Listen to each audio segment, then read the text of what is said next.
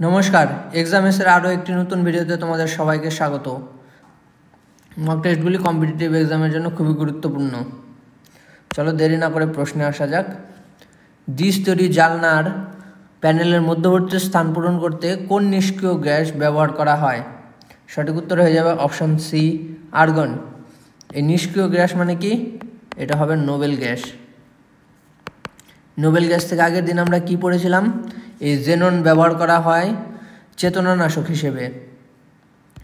আর এই helium party বেলুনে ব্যবহার করা হয়। এই রেডন ছাড়া প্রত্যেক নোবেল গ্যাস বায়ুমণ্ডলে পাওয়া যায়। চলো পরের প্রশ্ন দেখি। দ্বিতীয় প্রশ্ন, মাংস এবং মাছ প্রক্রিয়াকরণের জন্য ব্যবহৃত যৌগ কোনটি? সঠিক উত্তর হয়ে যাবে অপশন এ, অ্যাসিটিক অ্যাসিড। না, এটা হবে না। এই ইথাইল ক্লোরাইড ব্যবহার হয় হচ্ছে পেশির ব্যথা উপশমকারী হিসেবে।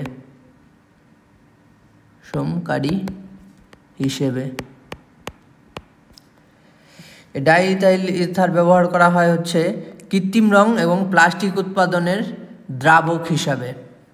ক্লোরোফর্ম বিল্ডিং, কাগজ এবং বৃহৎ শিল্পে এবং বার্নিশ, মেজে পালিশ, রজন এবং আঠালো পদার্থের জন্য দ্রাবক হিসেবে ব্যবহৃত হয়।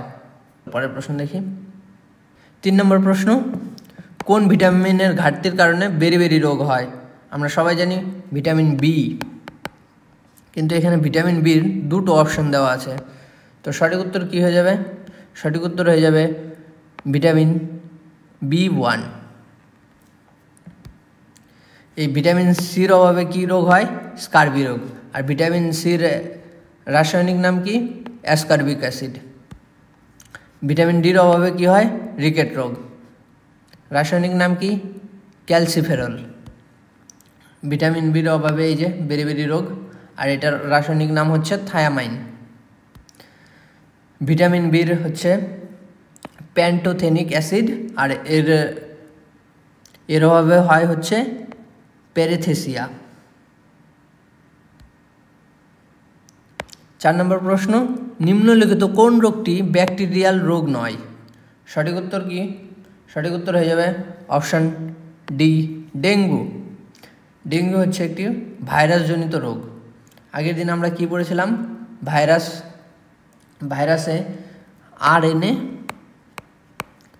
অথবা DNA থাকে, আর যে ভাইরাসে একটা স্ট্র্যান্ড RNA থাকে সেটা হচ্ছে উদ্ভিদকে সংক্রামিত করে, আর যেটায় RNA অথবা DNA 1 স্ট্র্যান্ড বা 2 স্ট্র্যান্ড থাকে সেটা হচ্ছে প্রাণীদের সংক্রামিত করে, 1 বা 2 স্ট্র্যান্ডওয়ালা ভাইরাস। ঠিক আছে। ভারতবর্ষের প্রথম লোক আদালত কোন শহরে অনুষ্ঠিত হয়েছিল? এটা সঠিক উত্তর হয়ে যাবে অপশন এ, নয়াদিল্লি। কবে? 1982 সালের 14 মার্চ। আচ্ছা, এই দেখো লোক আদালতের কিছু বিষয় দেওয়া আছে, একবার দেখে নেব পয়েন্টগুলো। লোক আদালতের সিদ্ধান্তের জন্য কোনো বিধিবদ্ধ সমর্থন নেই। লোক আদালত সমঝোতামূলক সংস্থা হিসেবে কাজ করে। লোক আদালত বিচার প্রশাসনকে দ্রুততর করে। লোক আদালত সমাজের দুর্বল অংশকে বিনামূল্যে আইন সহায়তা দেয়। আর কি করে? লোক আদালতের মাধ্যমে সমঝোতা এবং আপোষের মাধ্যমে মামলা নিষ্পত্তি করা হয়। ঠিক আছে, চলো পরের প্রশ্ন দেখি। 6 নম্বর প্রশ্ন কি দেওয়া আছে? গৌতম বুদ্ধ তার বাণী কোথায় প্রথম প্রচার করেন? সঠিক উত্তর হয়ে যাবে অপশন সি, সারনাথ। আর বোধগয়া হচ্ছে উনি বোধি লাভ করেন। ঠিক আছে, অশ্বত্থ গাছের নিচে। কতদিন ধ্যান করে? একটানা 49 দিন ধ্যান করে।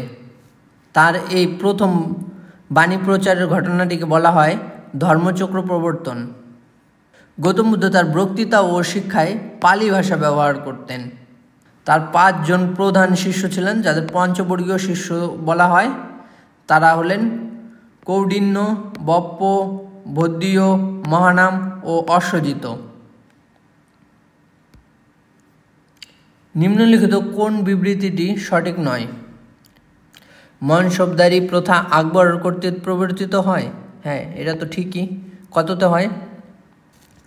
হচ্ছে 1571। জাহাঙ্গীরের পরিকল্পিত ষড়যন্ত্রে আবুল ফজল নিহত হয়। হ্যাঁ, এটাও ঠিক। জাহাঙ্গীর হচ্ছে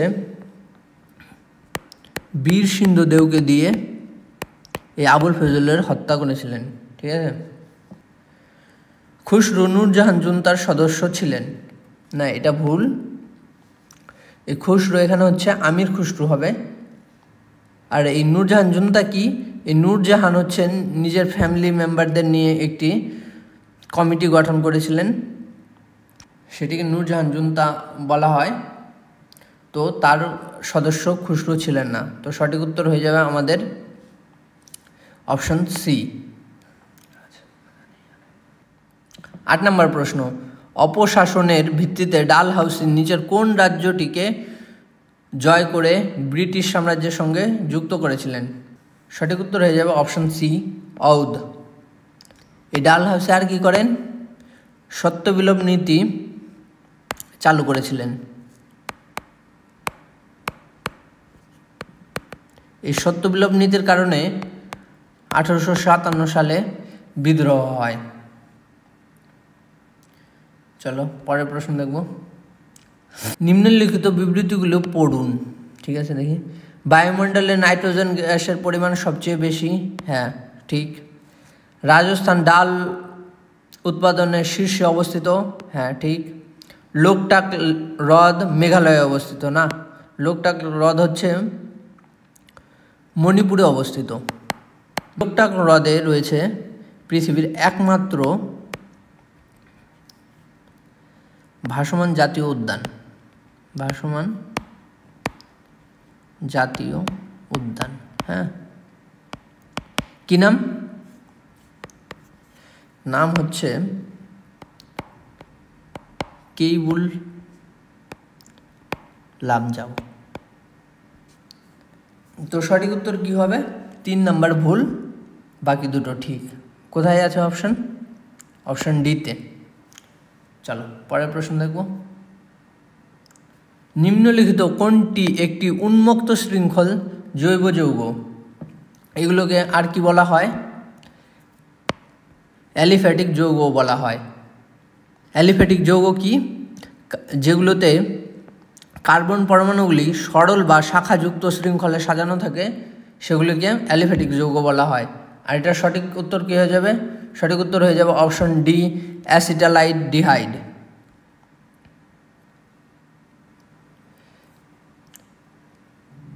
11 নম্বর প্রশ্ন, নিম্নলিখিত কোন বিবৃতিটি সঠিক?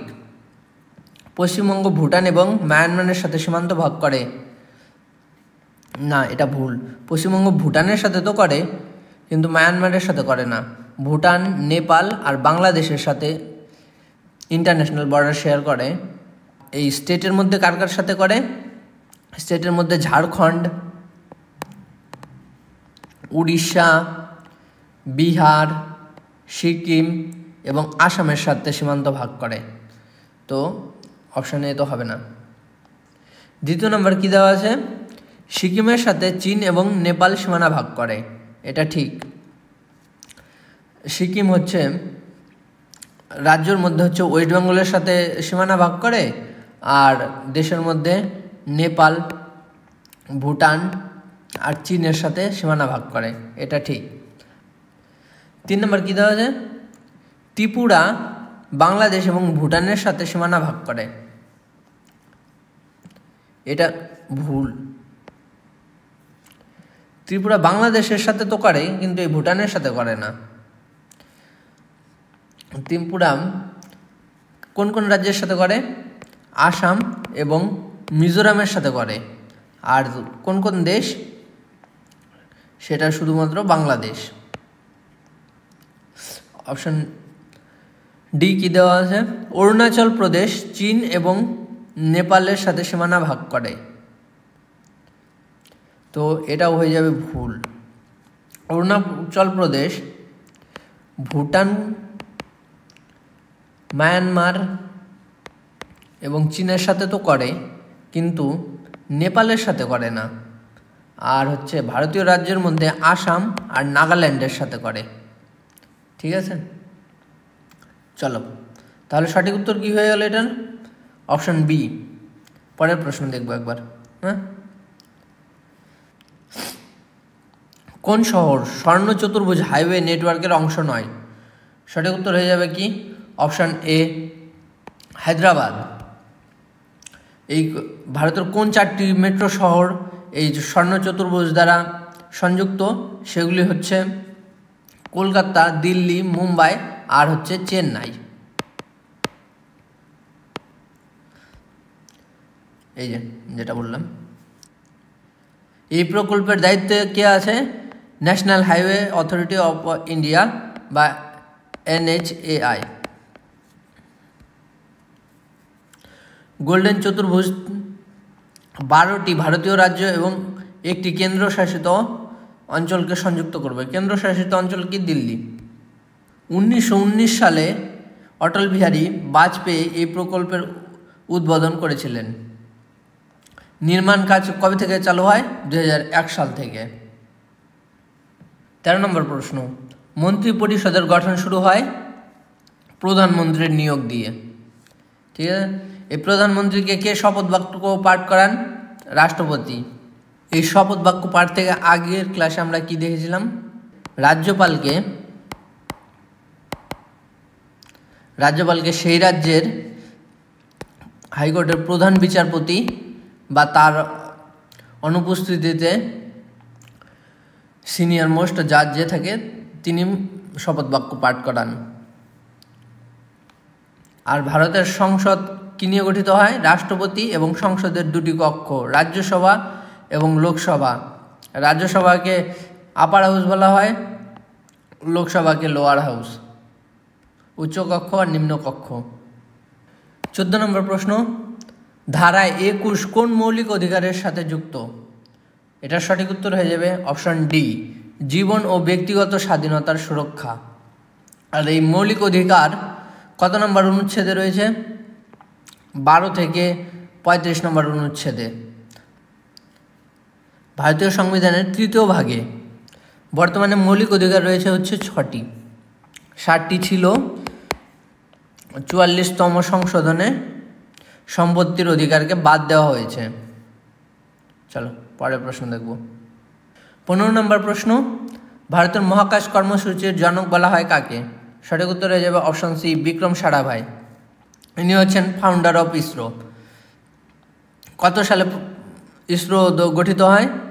এটা হবে 15 আগস্ট 1969। ইসরোর হেডকোয়ার্টার কোথায়? ব্যাঙ্গালোর। বর্তমান চেয়ারম্যানকে? ভি নারায়ণ। এটা লেটেস্ট অ্যাপয়েন্টমেন্ট। ইসরোর মোটো কি? Space technology in the service of human kind.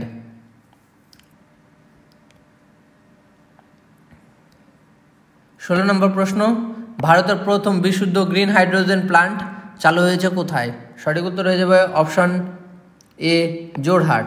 এটা হচ্ছে আসামে অবস্থিত। হ্যাঁ, উত্তর ভারতের প্রথম রাজ্য যেখানে এই বিশুদ্ধ হাইড্রোজেন প্ল্যান্ট চালু হবে সেটা হচ্ছে হিমাচল প্রদেশ। এর ক্যাপাসিটি কত? 423 কেজি পার ডে। লক্ষ্য কি? 2026 পর্যন্ত হিমাচল প্রদেশকে ভারতের প্রথম গ্রিন রাজ্য বানানো। এই প্ল্যান্টটি কারা কারা চালু করছে? অয়েল ইন্ডিয়া লিমিটেড আর হিমাচল প্রদেশ পাওয়ার কর্পোরেশন লিমিটেড। জোরহাটের এই প্ল্যান্টটাও অয়েল ইন্ডিয়া লিমিটেডই তৈরি করেছে। এই প্ল্যান্টের ক্যাপাসিটি কত? Per day 10 KG.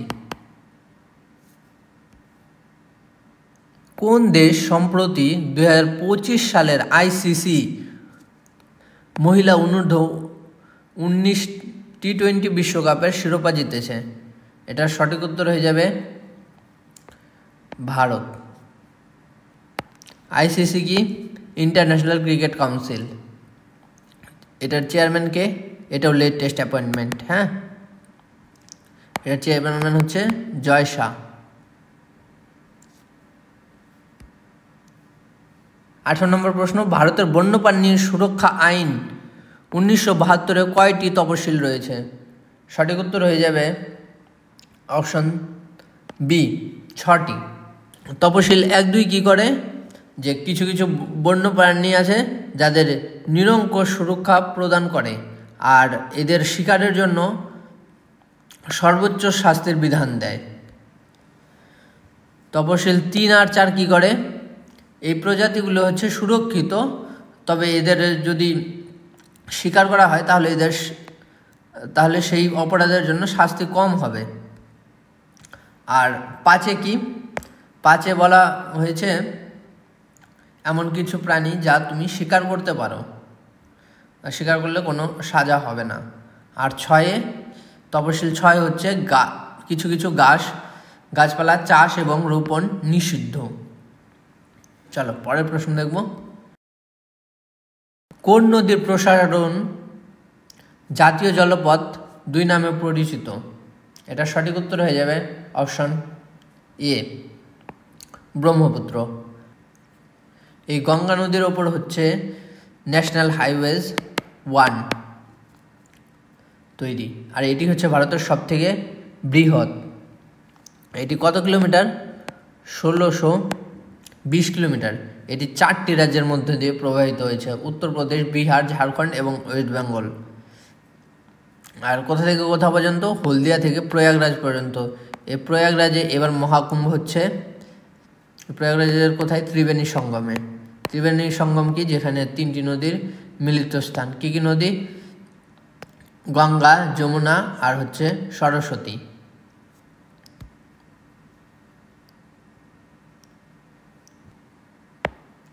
20 নম্বর প্রশ্ন, পলাশী যুদ্ধের পর ড্যাশকে বাংলার নবাব করা হয়?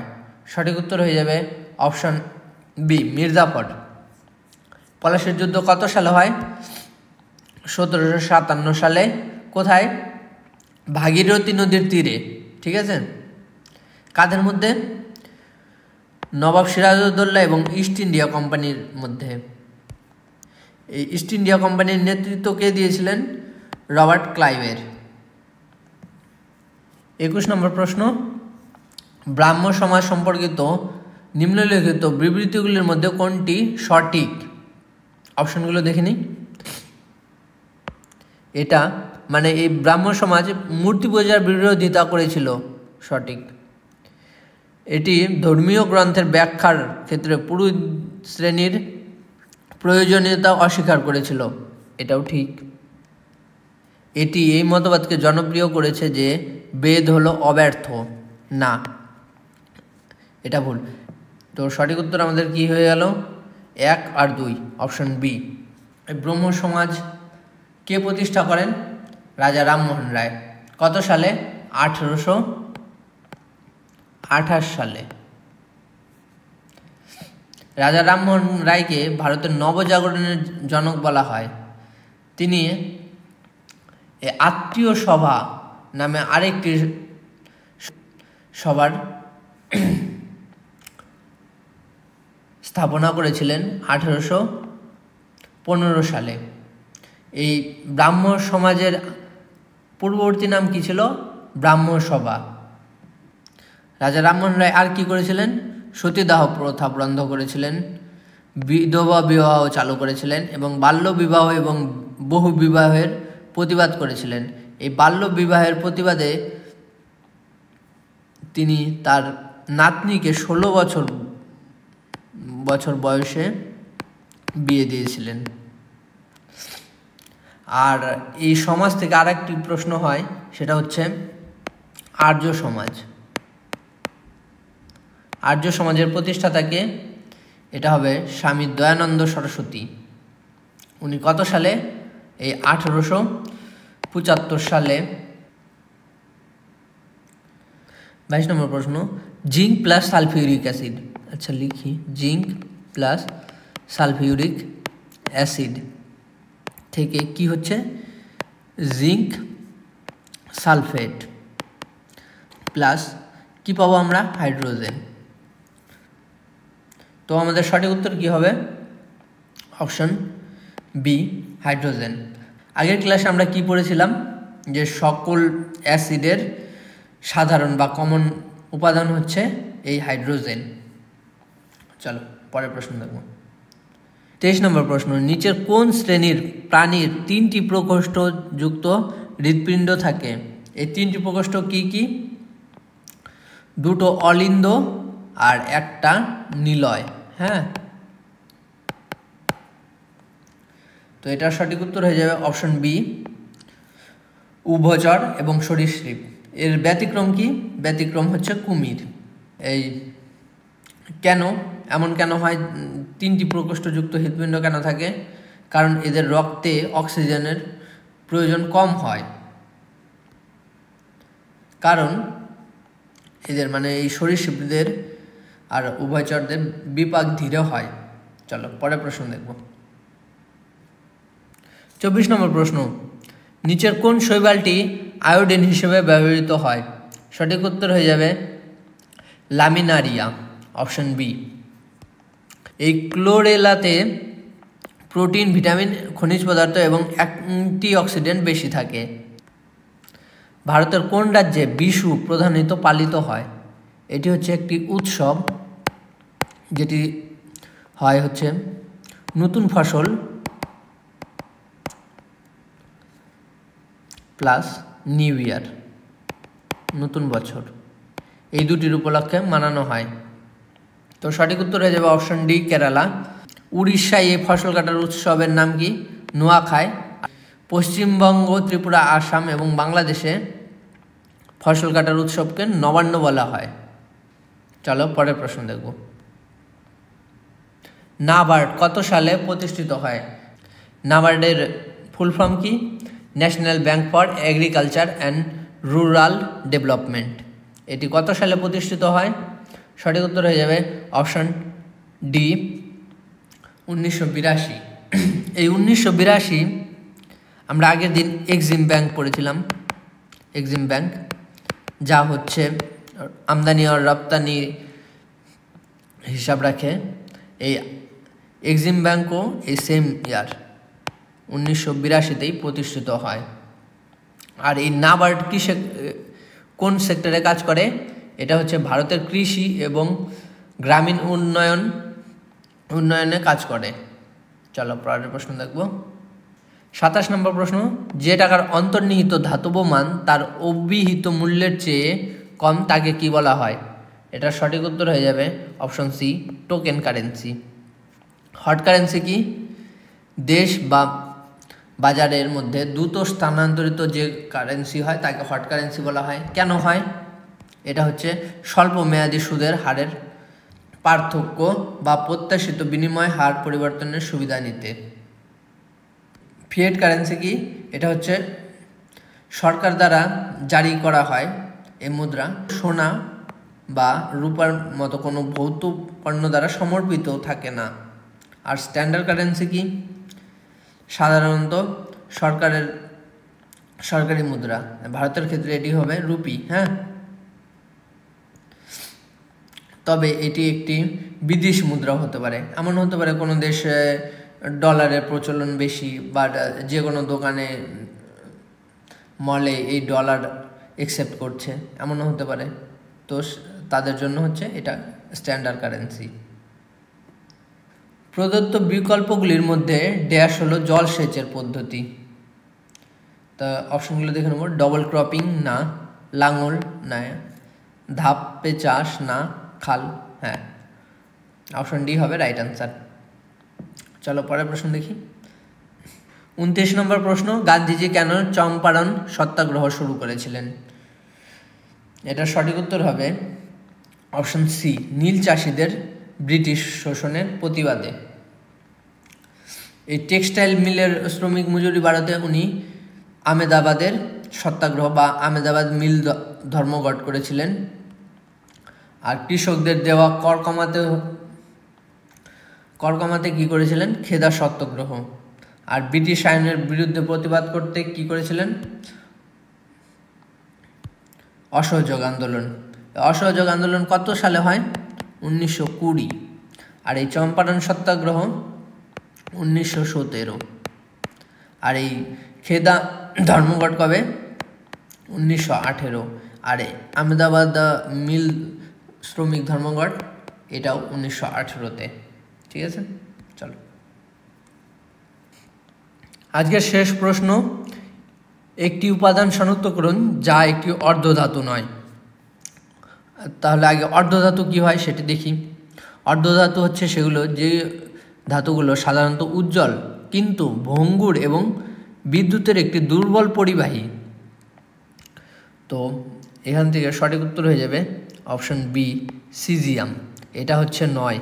আর যদি বলতো কোনটি অর্ধধাতু তাহলে হয়ে যেত এই জার্মেনিয়াম, আর্সেনিক, সিলিকন, তারপর আমাদের বোরন, অ্যান্টিমনি, টেলুরিয়াম, এগুলো হচ্ছে সব অর্ধধাতু।